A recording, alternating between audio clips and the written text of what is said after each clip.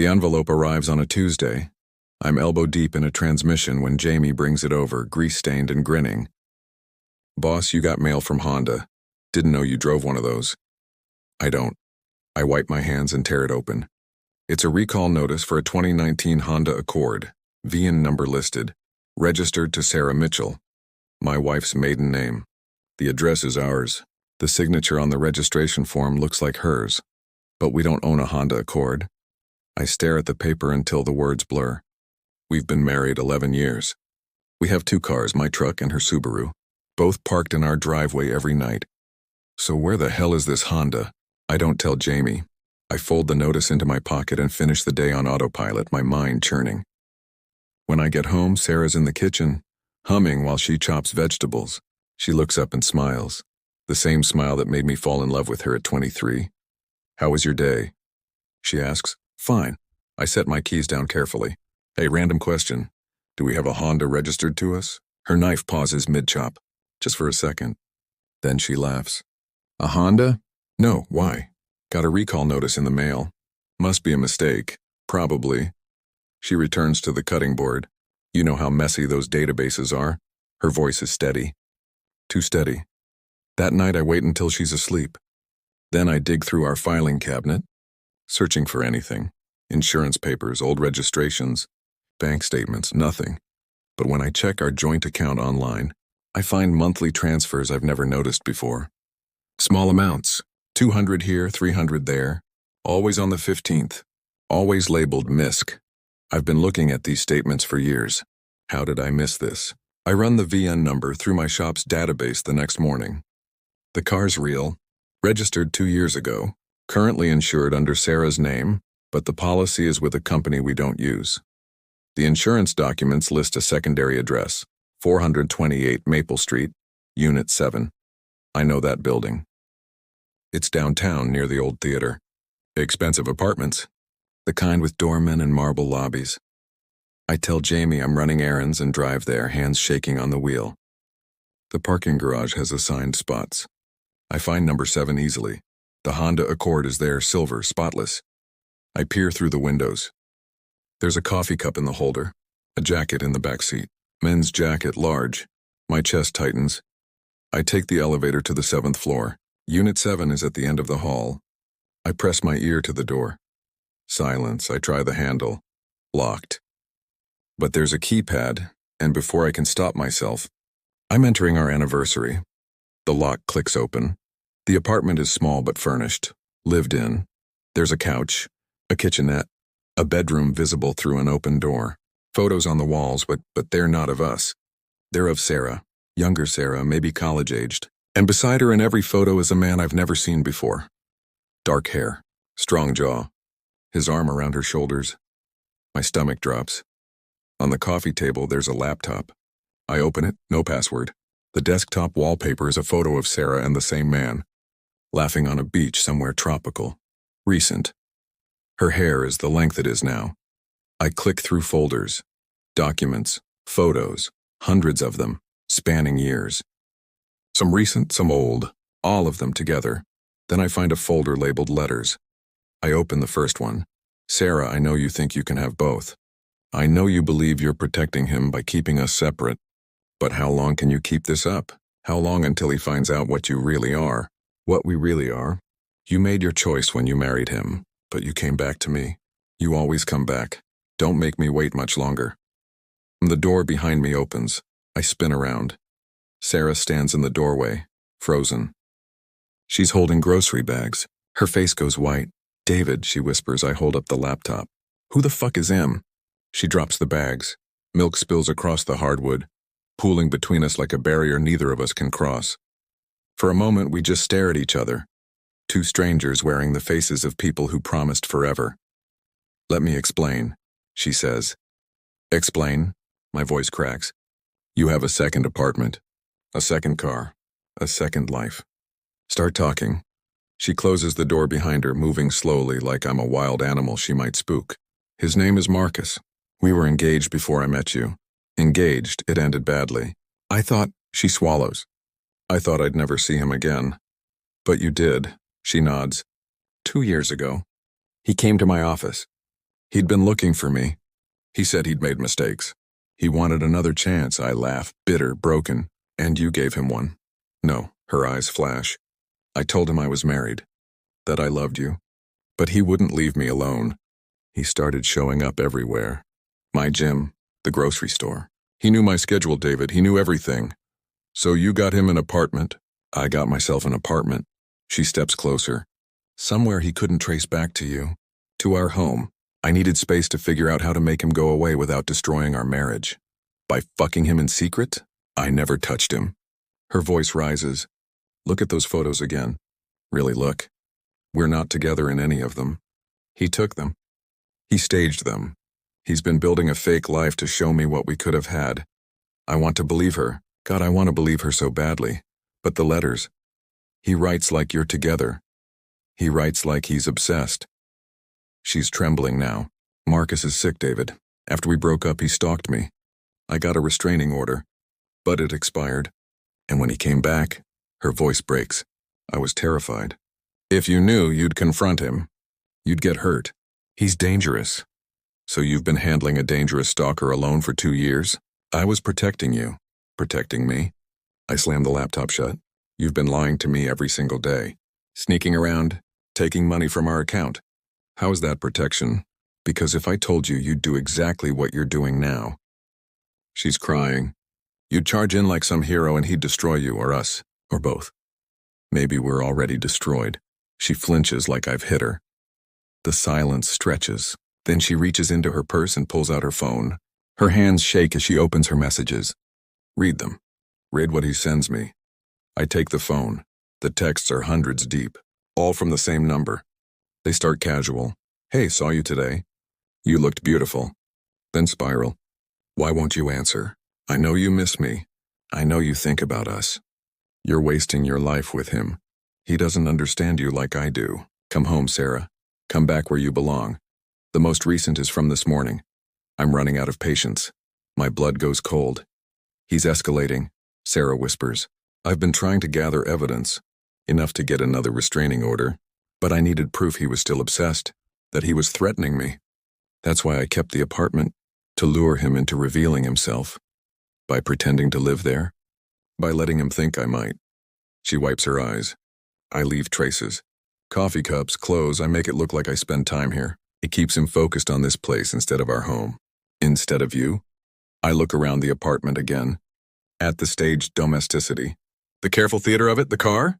Registered under my maiden name so he'd find it. So he'd believe this was real. She takes a shaking breath. I was going to tell you. Once I had enough to put him away for good. But then that recall notice.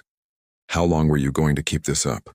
As long as it took to keep you safe, I want to scream. I want to punch the wall. Instead, I sink onto the couch and put my head in my hands. I don't know if I believe you. I know. I don't know if I can trust you anymore. I know that too. She sits beside me, careful not to touch. But I'm telling you the truth now. All of it. Marcus is dangerous.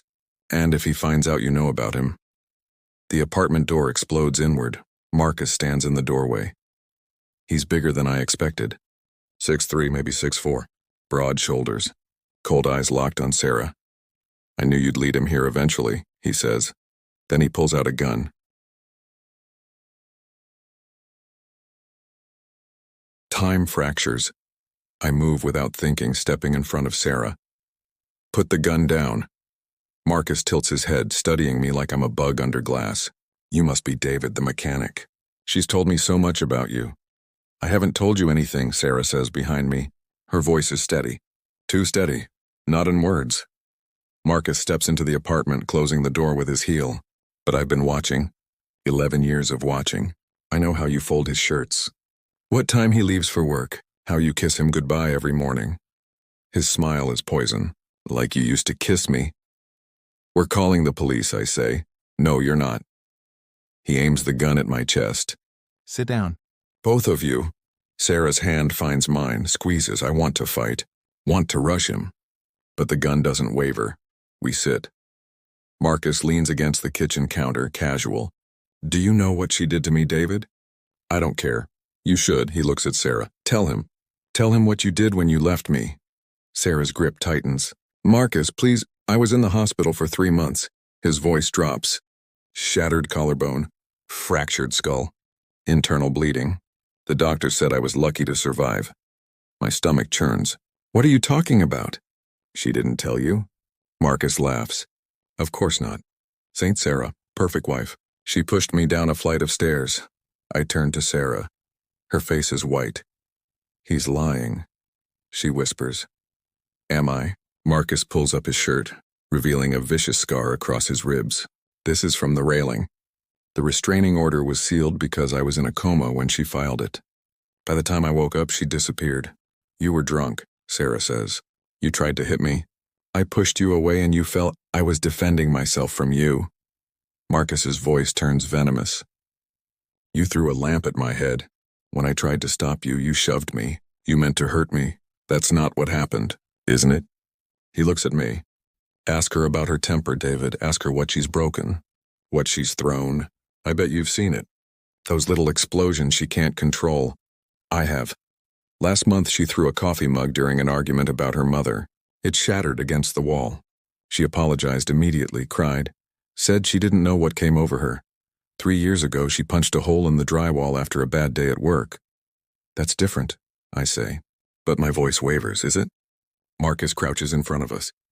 She has a gift, David. She makes you believe she's the victim, that everything she does is to protect you. But I lived with her.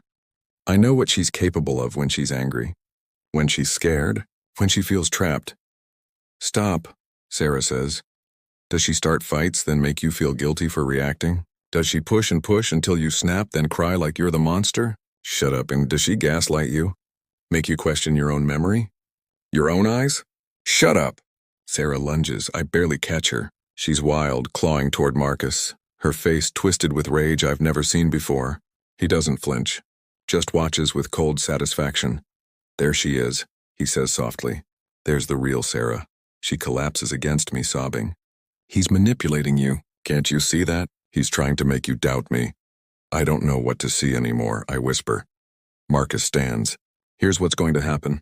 You're going to leave, David. Walk out of here. Go back to your garage. Forget this apartment exists. Forget me. And if I don't, then I show the police everything. He pulls out his phone, scrolling through photos. 2 years of evidence. Her stalking me. Her threats. The messages she sent from burner phones. The times she's broken into my apartment. He turns the screen toward us. There are photos of Sarah, outside Marcus's building. At his mailbox. Standing in what looks like his living room. You faked those, Sarah says, did I? Marcus zooms in on one. That's your necklace. The one David gave you for your 10th anniversary. You wore it 3 weeks ago when you came to my place at 2 a.m. I've never been to your place. The security footage says otherwise. Sarah's breath catches. Just slightly. But I hear it, Marcus smiles. She's been playing us both, David, and you're just now figuring it out.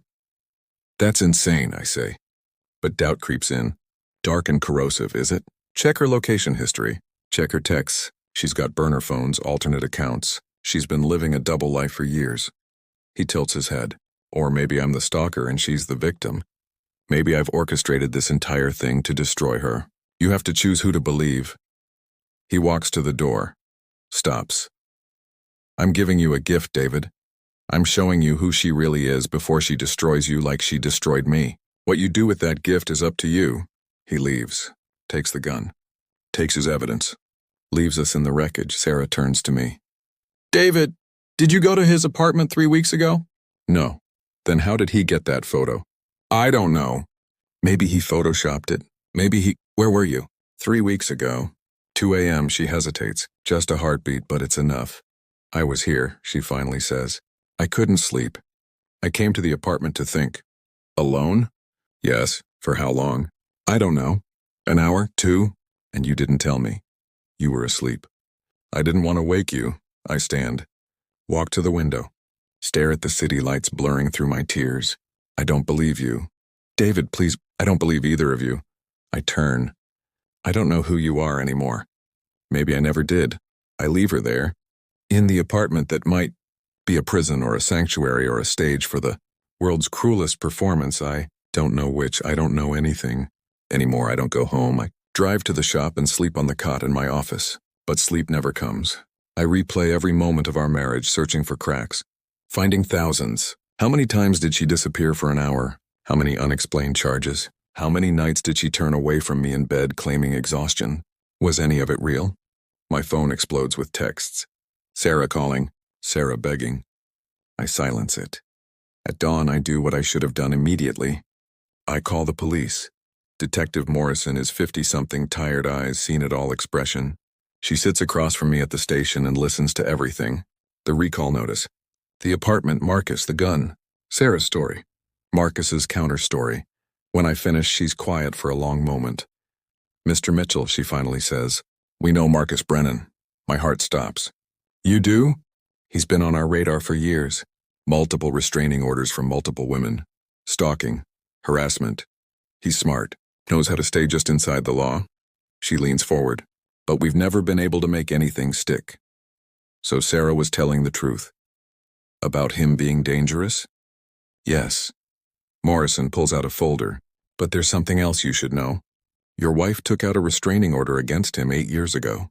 Not 2 years, 8. The room tilts, that's impossible. We've been married 11 years. She would have told me. She filed it 3 years into your marriage. It was granted. Expired after 3 years. Marcus violated it twice, but she dropped the charges both times. Why would she? Mr. Mitchell, does your wife have a history of mental health issues? What? No. Morrison opens the folder. Slides documents across the desk. Marcus Brennan filed 3 separate reports claiming your wife was stalking him. Breaking into his apartment. Sending threatening messages. We investigated, found some evidence that supported his claims. That's impossible. Is it? She taps one document. 2 years ago, we responded to a domestic disturbance at your home. Neighbors reported screaming. Breaking glass. Your wife told the responding officers she'd dropped a dish. You corroborated her story. I remember that night. We'd had a fight. About her mother. She'd thrown the mug, but I'd covered for her. Told the cops everything was fine. One incident, Morrison continues, isn't a pattern, but combined with Marcus's reports with the expired restraining order with this secret apartment. Mr. Mitchell, have you considered that your wife might be the unstable one? No, but the word sounds hollow. Marcus Brennan is dangerous, but he might also be a victim, and you might be in danger. She closes the folder. I'm recommending you file for a restraining order against your wife, just as a precaution. You can't be serious. I'm trying to keep you safe. I walk out of the station in a daze, sit in my truck, stare at nothing. My phone rings. Unknown number, I answer without thinking. David? It's Marcus. Don't hang up. I need to talk to you. How did you get this number? Sarah gave it to me. 3 years ago. When we reconnected? He pauses. I'm sorry about the gun. I was scared. I thought she might hurt you. Stop. I'm sending you something. Check your email. My phone buzzes. New message. Video attachment. I play it. It's security footage. Dated 3 weeks ago. 2:47 a.m. Sarah stands outside an apartment door. Not the apartment I found. A different one. She's holding a key. She lets herself in. The camera angle shifts. Inside the apartment. Sarah moves through the space like she owns it. Goes to the bedroom. Marcus is asleep in the bed. Sarah stands over him for almost a minute. Just watching. Then she takes something from her pocket. I can't see what. She places it on the nightstand. Leaves. The video ends. Another email. Another video. This one from 5 months ago. Sarah in the same apartment. Going through Marcus's mail. His computer. Methodically searching for something. A third video. A fourth, a fifth, all of Sarah, all at Marcus's place. All breaking in. My phone rings again. Marcus.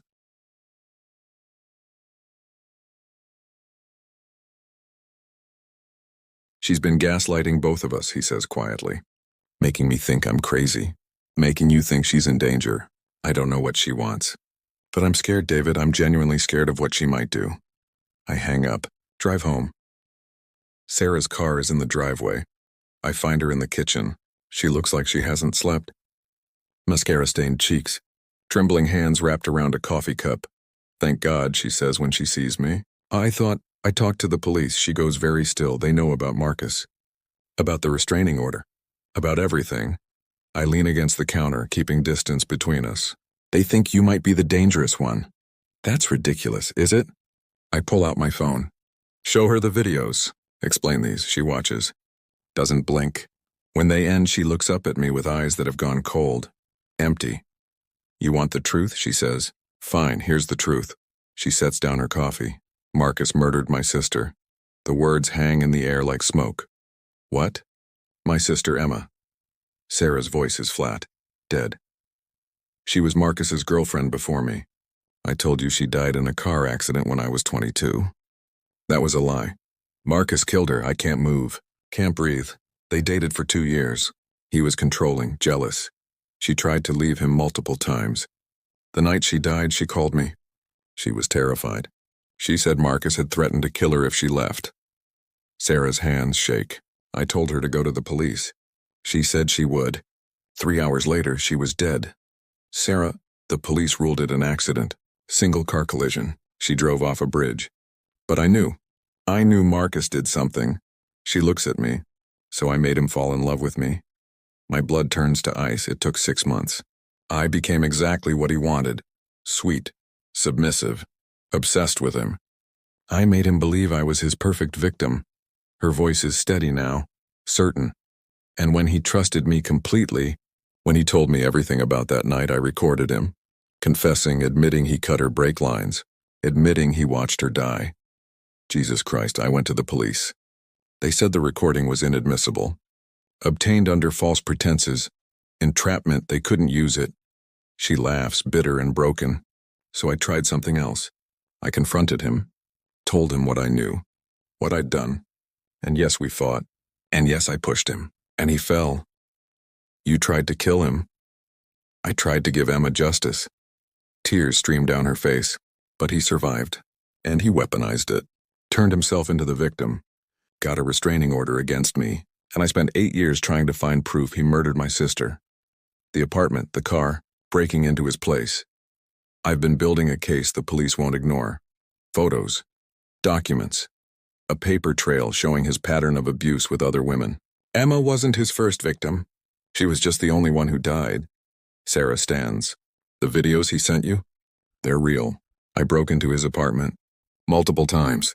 But not to hurt him, to find evidence. And you never told me. Because you're a good man, David. You follow the rules. You'd have stopped me. Or worse, you'd have gone after him yourself and ended up in prison. She steps closer. I loved you. I love you. But I loved Emma first. And I couldn't rest until her killer paid. By becoming exactly what he accused you of being. Yes. By lying to me for 11 years. I didn't lie about us. About loving you.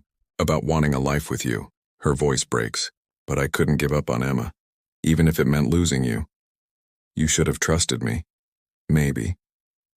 She wipes her eyes. But would you have understood? Would you have accepted that your wife was hunting a murderer in secret? That she'd been doing it since before you met? I don't have an answer.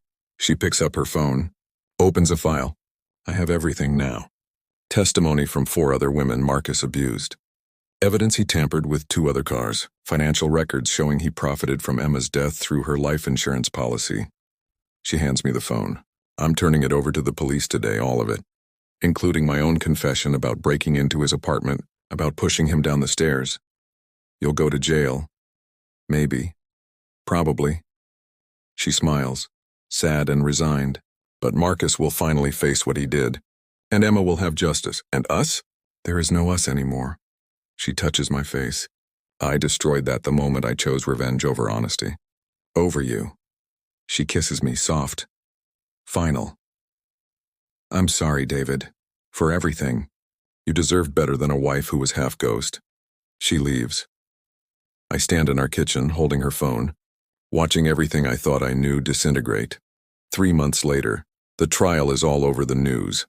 Marcus Brennan charged with 2 counts of vehicular homicide, multiple counts of stalking and harassment. The evidence Sarah gathered, combined with testimony from 6 women, builds a case the prosecution calls overwhelming. Sarah's charged too. Breaking and entering, assault. But her lawyer argues justifiable pursuit of justice for her sister. The jury sympathizes. Marcus gets 40 years. Sarah gets 2 years suspended. 300 hours of community service. Mandatory therapy. I watch it all from the gallery. Never speaking to her. Never looking away. When it's over, she finds me outside the courthouse. "Thank you for coming," she says. "I needed to see it end." And now? Now I don't know. I look at her. "This stranger, this woman I married. You lied to me about everything. Not everything. I loved you. I still do. Love isn't supposed to feel like this. I know." She turns to walk away, then stops. "David, that recall notice. The one that started everything. What about it?" "It wasn't real, I sent it. I knew you'd investigate. I knew you'd find the apartment." "The car." She meets my eyes. "I was running out of time. Marcus was escalating, and I needed you to discover the truth in a way you might believe." My breath catches. "You manipulated me. I freed us both." She smiles. "From him. From the lies. From the life we were pretending to live. You're insane. Maybe." She walks away. "But Emma's murderer is in prison, and you finally know who I really am." I watch her disappear into the crowd. She's right. I know exactly who she is now. Woman who loved her sister more than the truth. A wife who chose vengeance over her marriage. A stranger who wore my last name for 11 years while hunting a killer. Don't know if I'll ever forgive her, but God help me. I understand. That night I burned the recall notice. Let the smoke carry away the lie that revealed the truth, and start trying to figure out who I am in a world without her.